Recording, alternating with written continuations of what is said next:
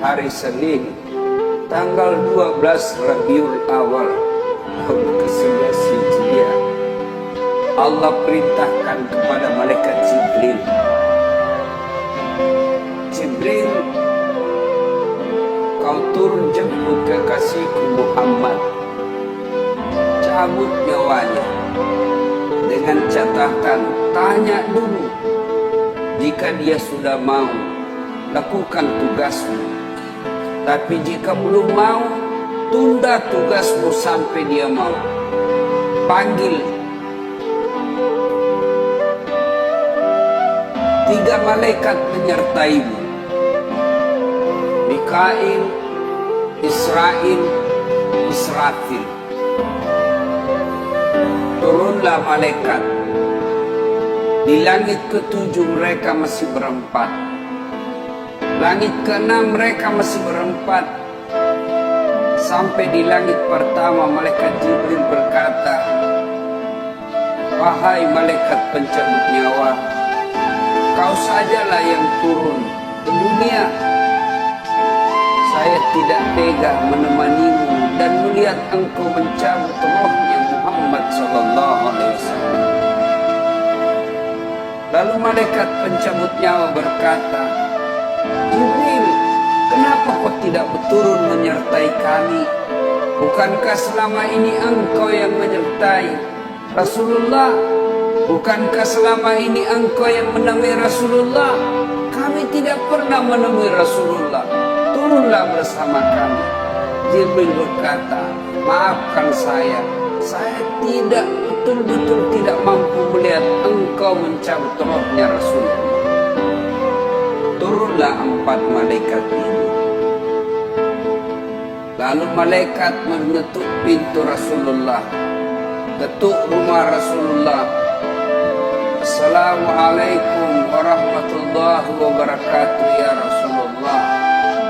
Nabi dalam rumah menjawabnya, Waalaikumsalam warahmatullahi wabarakatuh.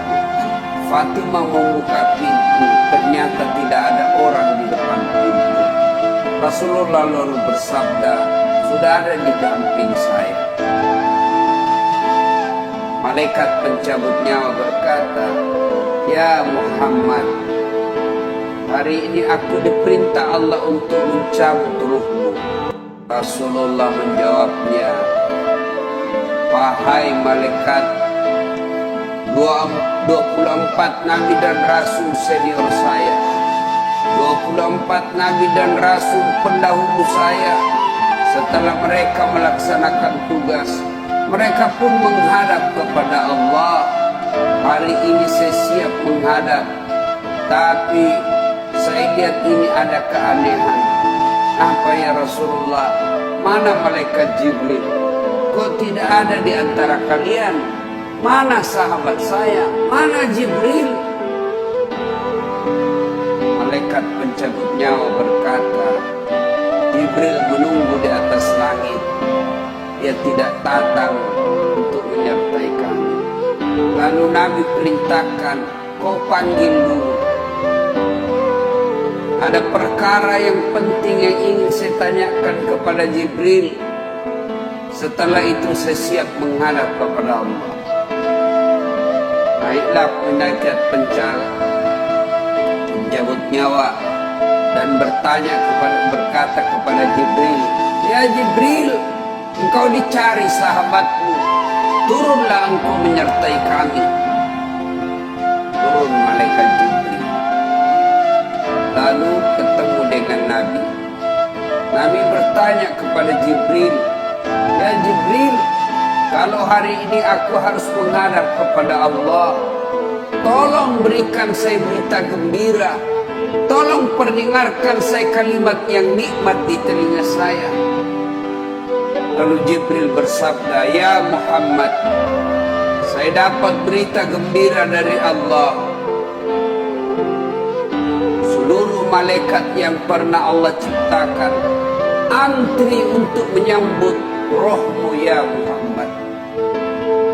Apalagi ya Jibril, ya Muhammad, seluruh Nabi 24 Haram masuk surga sebelum engkau lebih dulu.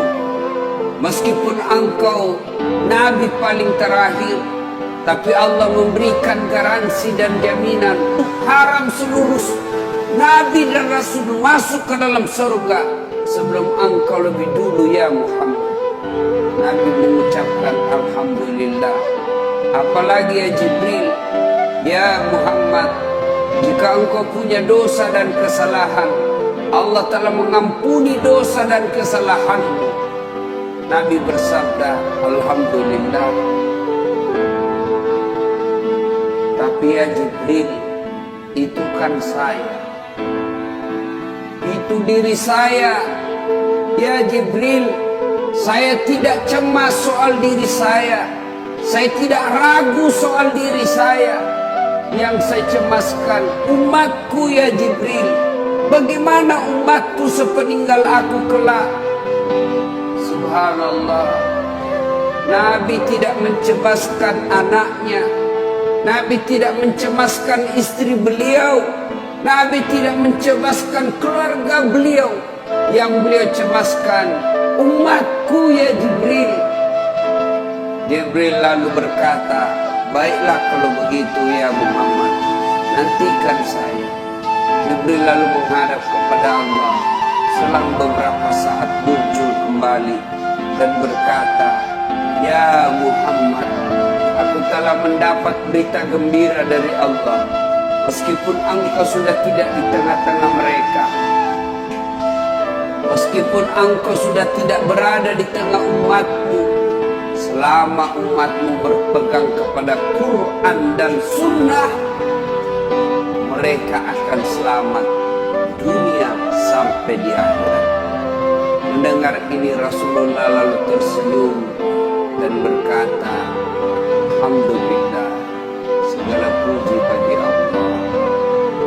Malaikat pencabut nyawa, silakan laksanakan tugasmu.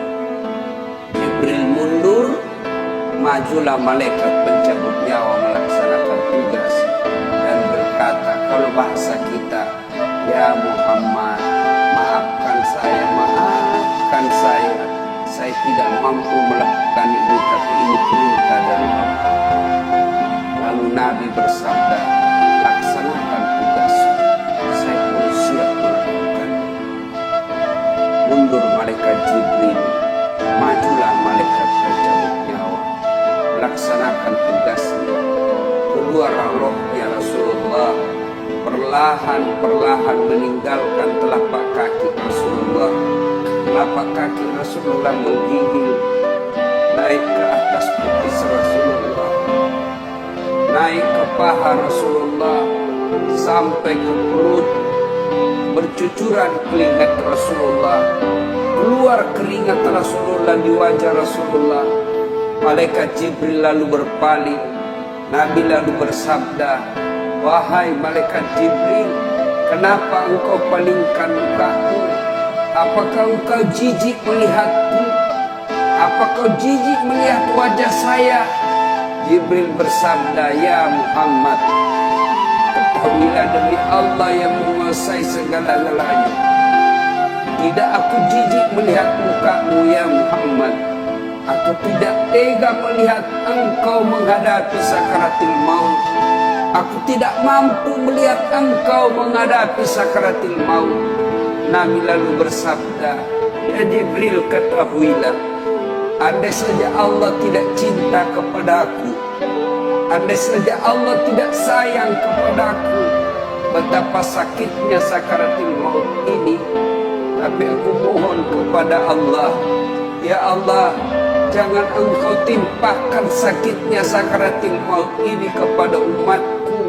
Bebankan seluruh penyakit sakaratil maut ini, bebankan seluruh sakitnya sakaratil maut ini hanya kepadaku. Jangan engkau berikan umatku ya Allah. Begitulah cintanya Rasulullah kepada kita. Perlahan-lahan sampai ke tenggorokan, sampai ke tenggorokan ruh Rasulullah, habis menggigil seluruh badan Rasulullah, ditinggal ruhnya. Lalu di penghujung bibir beliau mengucapkan ucapkan, pelihara sholat kalian, pelihara sholat kalian, pelihara sholat kalian. Yang kedua, Rasulullah berpesan, pelihara wanita di antara kalian, pelihara anak-anak gadis kalian, pelihara istri-istri kalian. Dan yang terakhir, beliau ucapkan, tidak satu pun keluarga yang diucapkan. Beliau tidak mengucapkan Khadijah, Khadijah. Beliau tidak mengucapkan Aisyah. Beliau tidak mengucapkan Hasan, Husain. Siapa yang diucapkan? Mati, ummati, ummati. Berangkat Rasulullah, hebohlah Mekah, berduka seluruh Mekah.